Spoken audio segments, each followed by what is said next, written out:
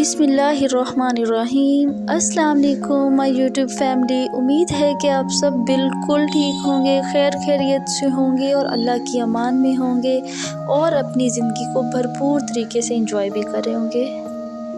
After a long time आप सबके लिए पेश खिदमत है एक न्यू व्लॉग, जो कि मेरी कुछ पुरानी मेमोरीज़ जो कि कुछ अर्सा पहले की हैं उन पे मैंने व्लॉग बनाया है, जो कि मैं कुछ मसरूफ़ियत की वजह से नहीं बना सकी थी।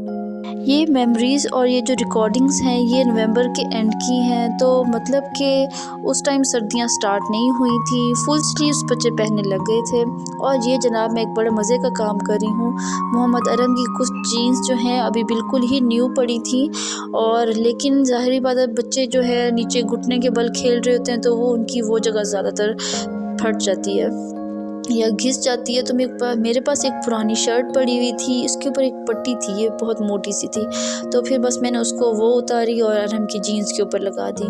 घर पहनने के लिए तो बेहतर है, या बारिश हो रही होती है, कुछ ऐसा मौसम होता है कि कपड़े नहीं सूख रहे होते, तो बस उन दिनों के लिए मैं अच्छी सी जीन्स की सेट करके रख दी थी और ये अच्छे भी लग रहे थे, कोई डिज़ाइनिंग सी लग रही थी। तो मुझे अपने ऊपर बड़ा प्राउड फील हो रहा था कि मैंने पुरानी चीज़ को ज़रा रिसाइकल कर लिया, ज़ाया होने से भी बचा लिया। उसके बाद मैं अरहम को स्कूल से लेके आई, और स्कूल से लेके आने के बाद मैंने उसको, आज उसका दिल कर रहा था कि मैंने होमवर्क जल्दी करना है, तो उसने होमवर्क जल्दी कर लिया। क्योंकि होमवर्क इसलिए भी जल्दी कर लिया क्योंकि उसका काम बहुत थोड़ा सा था होमवर्क में। तो उसके बाद फिर मैंने कद्दू गोश्त बनाया, कद्दू चने की दाल सॉरी, जो कि बहुत ही मज़ेदार बनती है। ये रेसिपी कद्दू चने की दाल और गोश्त मेरी अम्मी बनाया करती थी, जो कि बहुत ही मज़े की होती थी, और अम्मी उसको हल्की आंच पे लकड़ियों पे बनाया करती थी। क्योंकि देहात से बिलोंग करती हूँ तो वहाँ पे उस टाइम लकड़ियों का इस्तेमाल होता था। अब जाके वहाँ गैस आ चुकी है, लेकिन वो जो जायका होता था अम्मी के हाथ का और लकड़ियों का, और उस टाइम तो मैं खैर तंग होती थी, क्या अम्मी लकड़ियों की स्मेल या कुछ भी, लेकिन अब वो जायके बहुत याद आते हैं। वो लकड़ियों का जलाना, सबका उसके इर्द गिर्द बैठना, अम्मी का खाना देना सबको, वो दिन बहुत याद आते हैं। शादी से पहले की जितनी भी प्यारी प्यारी मेमोरीज़ अम्मी अब्बू ने हमें दी हैं उस घर में, उन सब का बहुत शुक्रिया, और अल्लाह ताला का भी बहुत बहुत शुक्रिया अब के लिए भी। और ये कि बहुतों से बहुत बेहतर है, अल्हम्दुलिल्लाह अल्हम्दुलिल्लाह। जितना शुक्र अदा करेंगे अल्लाह ताला उतना ज़्यादा नवाजेंगे। तो जनाब आज फिर जब मैं एक दिन मशीन उठाई थी तो फिर मुझे ज़रा और कॉन्फिडेंस आया, मैंने और कुछ कपड़े उठाए, मेरे पास कुछ लेफ़्ट ओवर पीसीस पड़े हुए थे कपड़ों के, मेरे कुछ सूटों के, तो फिर मैंने कहा क्यों ना मैं इससे कुछ बनाऊँ। तो बस फिर मैं नेट से देखती गई, हालांकि मैं कोई सीखी हुई नहीं हूँ इस चीज़ के बारे में, सिलाई मशीन मुझे चलानी आती थी थोड़ी बहुत, लेकिन फिर मैं सोचा कि क्यों ना आज कुछ बनाया जाए। तो जनाब बस फिर मैंने अपनी भांजी के लिए फ़्रॉक सिए नेट से देख देख के, और अब पता नहीं मेरी बहनें कहती हैं कि तुम्हारा दिमाग चलता है इसमें, तुम कर सकती हो, लेकिन मैं कहती हूँ कि नहीं, शुरू में मुझे बहुत मुश्किल लगता था, और ये मुश्किल नहीं है, हमें ऐसे लगता है कि ये बहुत मुश्किल काम है, पता नहीं कैसे सिलते होंगे। यकीन करें कोई शुरू में एक दो प्रैक्टिस करनी पड़ती है, उसके बाद बहुत अच्छा काम हो सकता है। तो फिर मैं आप आगे जाके दिखाऊंगी कि जैसे जैसे मैंने फ़्रॉक सिए थे वो बहुत ही क्यूट थे, और मेरा खुशी का कोई ठिकाना नहीं था। बस मैं ये वेट कर रही थी मैं जल्दी से मुल्तान जाऊँ और अपनी भांजी को दूँ, उसको पहनाऊँ, जो कि बहुत ही क्यूट सी डॉल है। ये जनाब देखें कैसे मैंने फ़्रॉक बनाए हैं, न्यू न्यू से डिज़ाइन, और मुझे ख़ुद को यकीन नहीं आ रहा था, मेरी बहनों को भी यकीन नहीं आ रहा था, मतलब जिसने भी देखा वो हैरान हो रहा था कि ये आपने कैसे सी ली हैं। और ये जनाब देखें मेरा बाजू भी थोड़ा सा जल गया था, गर्म ऑयल गिर गया था, तो ये मेरे बेटे मुझे प्यार कर रहे हैं और आराम दे रहे हैं। ये भी उनका यकीन है कि मम्मा को ऐसे आराम आ जाएगा मिट्टी लगाने से। और फिर जनाब आज बन रहे हैं मोहम्मद अरहम की फरमाइश पे चिकन और मिक्स वेजिटेबल का पुलाव। वैसे तो बाय द वे मुझे किसी की फरमाइश की ज़रूरत नहीं है राइस बनाने के लिए या पुलाव बनाने के लिए, क्योंकि मुझे राइस बहुत पसंद है। तो मेरा दिल यही करता है कि रोज़ हो या कुछ भी, मतलब राइस ज़रूर हो।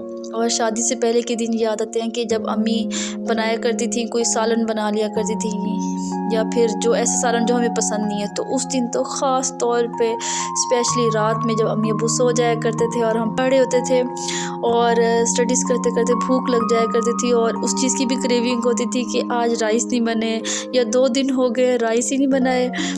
और फिर हम रात गए अम्मी अब्बू के सोने के बाद। जो पुराना दादा अब्बू का कमरा हुआ करता था वहाँ पे लकड़ियाँ जमा करके रात में राइस बनाया करते थे और खूब मज़े ले ले के खाया करते थे। और उसके अलावा अब्बू ज़्यादातर कहा करते थे, अब्बू जान, कि मैं सोचता हूँ कि गंदम घर में ना डलवाऊँ और इस दफ़ा ना धान ही डलवा दूँ, मतलब धान चावल की बोरियाँ डलवा देता हूँ, क्योंकि ये रोटी तो खाती नहीं है, रोटी तो यूज़ ही नहीं करती है, बस हर टाइम चावल पक रहे हैं घर में, हर टाइम चावल पक रहे हैं। और हंसते भी थे इस बात पे और बहुत प्यार किया करते थे।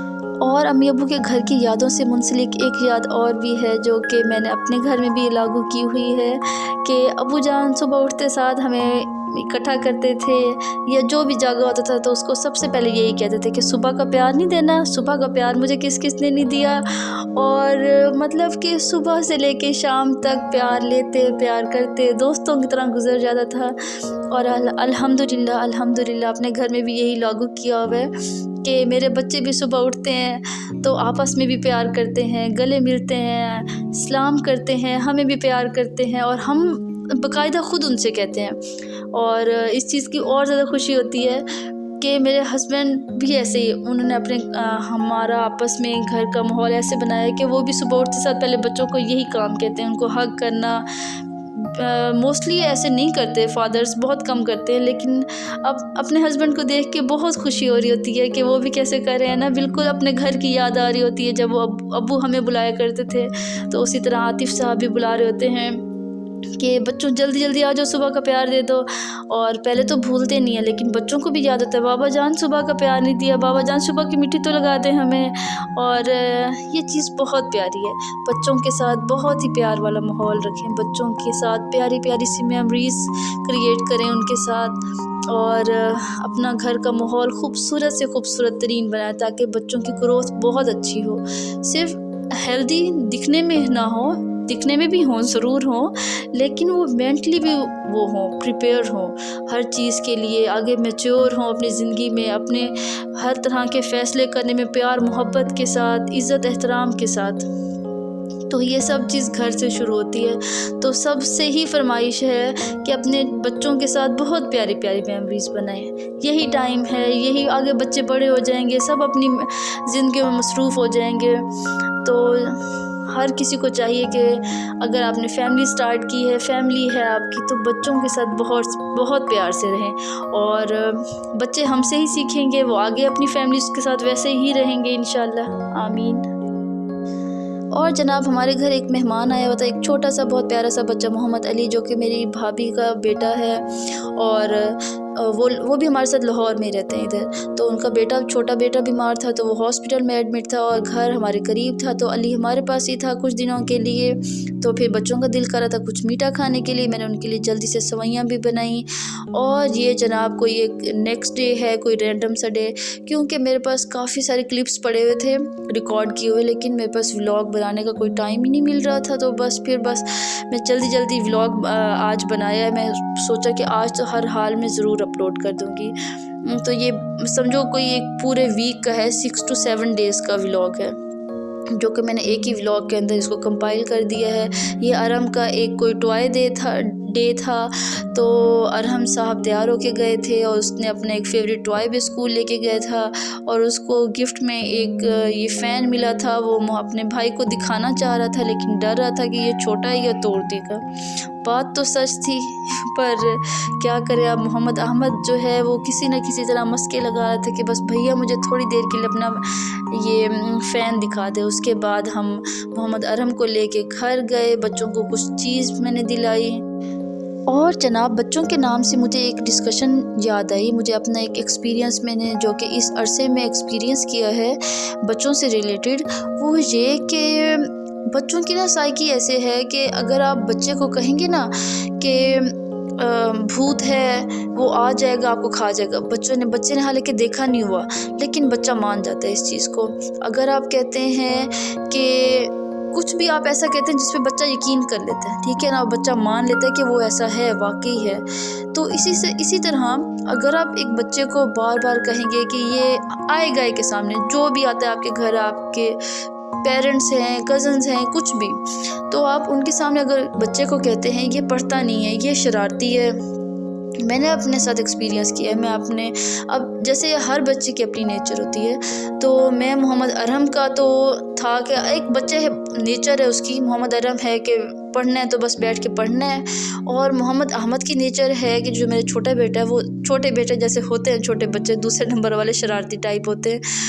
तो मैं मतलब कि अगर वो शरारत नहीं भी करता या कुछ भी, तो मैं यही कह रही थी ये तो शरारती है। मतलब कोई भी आ रहा है किसी से कॉल पे बात कर रही, अहमद तो बहुत शरारती है। अहमद पढ़ता नहीं है, बैठ के नहीं पढ़ता, टिक के नहीं पढ़ता। अहमद सही पेंसिल अभी नहीं पकड़ना शुरू की, मतलब कि अभी तो उसकी सीखने की एज है, ठीक है ना। और मैं उस बात को खुद पक्का कर रही हूँ कि ये नहीं पढ़ता, ये टिक के बैठ के नहीं पढ़ता, ये बात नहीं सुनता।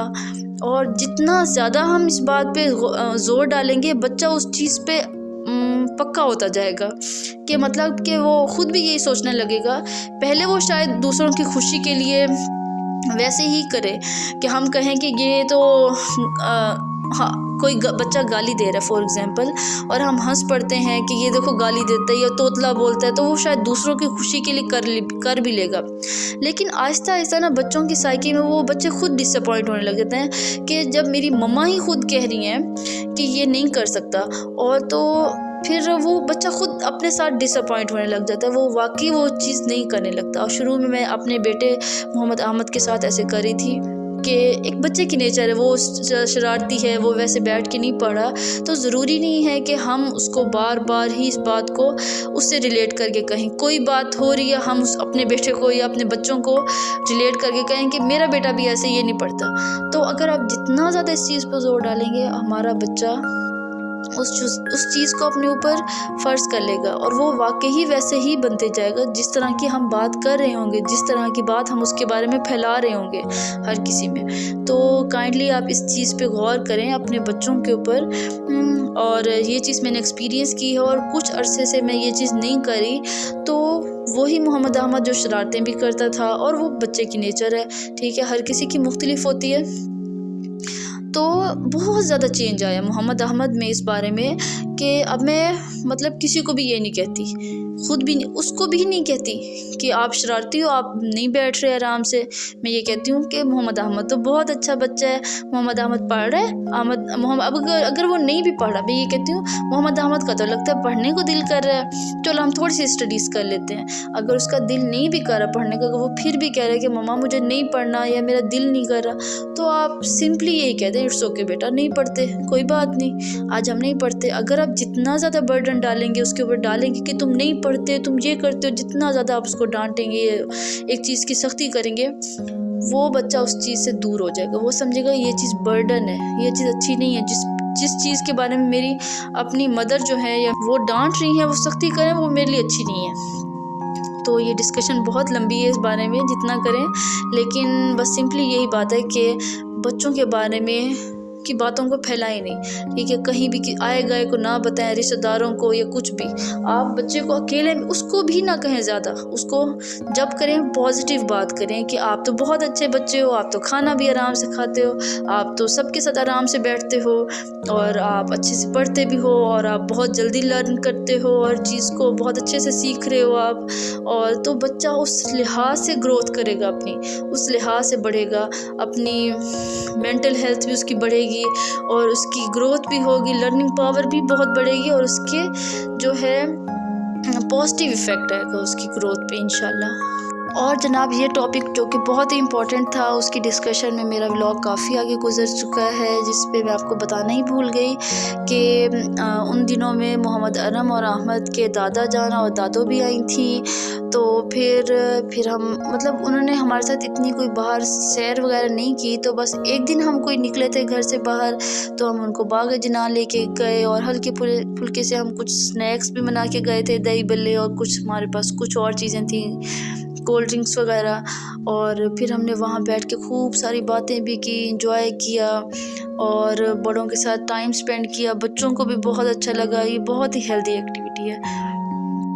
हम भी बहुत ही ज़्यादा मिस कर रहे थे, लेकिन हमसे ज़्यादा हमारे बच्चे बहुत मिस कर रहे थे अपने दादा जान और दादों को। तो उन्होंने खूब सारा टाइम स्पेंड किया अपने ग्रैंड पेरेंट्स के साथ और उनके साथ खूब हल्ला गुल्ला भी किया, बातें भी की और फिर हमने इकट्ठे बैठ के यहाँ पे हल्का फुल्का कुछ खाया और बच्चों को खेलता हुआ देखा और उनकी आंटी ने मज़े मज़े की बातें भी की और उनसे सुनी भी सही और खूब इंजॉय किया। उसके बाद पापड़ वाला आया तो बचपन की यादें ताज़ा की, अंकल ने अपने टाइम बताए, आंटी ने अपनी बचपन की कुछ बातें बताई और हमने फिर ये जो है इसको हम तो पापड़ कहते हैं, अब पता नहीं आप लोग क्या कहते हैं इसको। ये जो रोटी होती है बड़ी मज़े की होती है, लेकिन ये इतनी मज़े की नहीं थी। हमें अपने टाइम की लग रही थी कि वो जो टाइम था ना उस टाइम में ज़्यादा मज़े की होती थी, क्रिस्पी होती थी और अब मज़े की नहीं है, या फिर अब शायद मौसम में खुनकी बढ़ रही है, मॉइस्चर बढ़ता जा रहा है क्योंकि मौसम आहिस्ता आहिस्ता सर्दी की तरफ जा रहा है। तो शायद ऐसा हो सकता है कि उसकी वजह से ज़रा नमी है और ये थोड़ा क्रिस्पी नहीं है। उसके बाद जब हम यहाँ से फ्री हो गए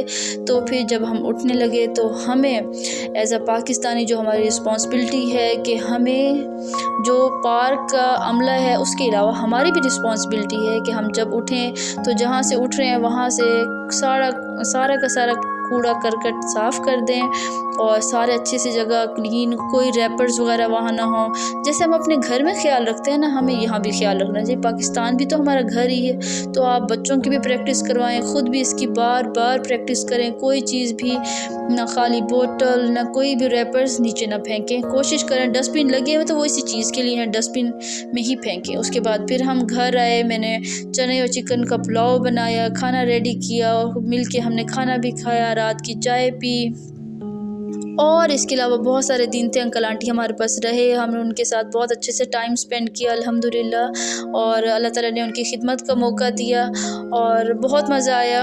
उम्मीद है कि आपको व्लॉग आज का ज़रूर अच्छा लगेगा। तो इंशाल्लाह मैं फिर अपनी व्लॉगिंग को कंटिन्यू करने की कोशिश करूँगी, लेकिन ज़ाहिरी बात है as a home maker, as a mother मेरी फ़र्स्ट प्रायोरिटी मेरी फ़ैमिली है, मेरे बच्चे हैं, तो उनकी वजह से कुछ ना कुछ मसरूफ़ियत आ जाती है, मैं नहीं कर पाती, कोशिश ज़रूर करती हूँ। अब तक के लिए इतना ही, तो इजाज़त दीजिए, अपना ख्याल रखिएगा क्योंकि आपकी दुआओं की बेहद ज़रूरत है। फ़ी अमानिल्लाह, अल्लाह हाफ़िज़, पाकिस्तान जिंदाबाद।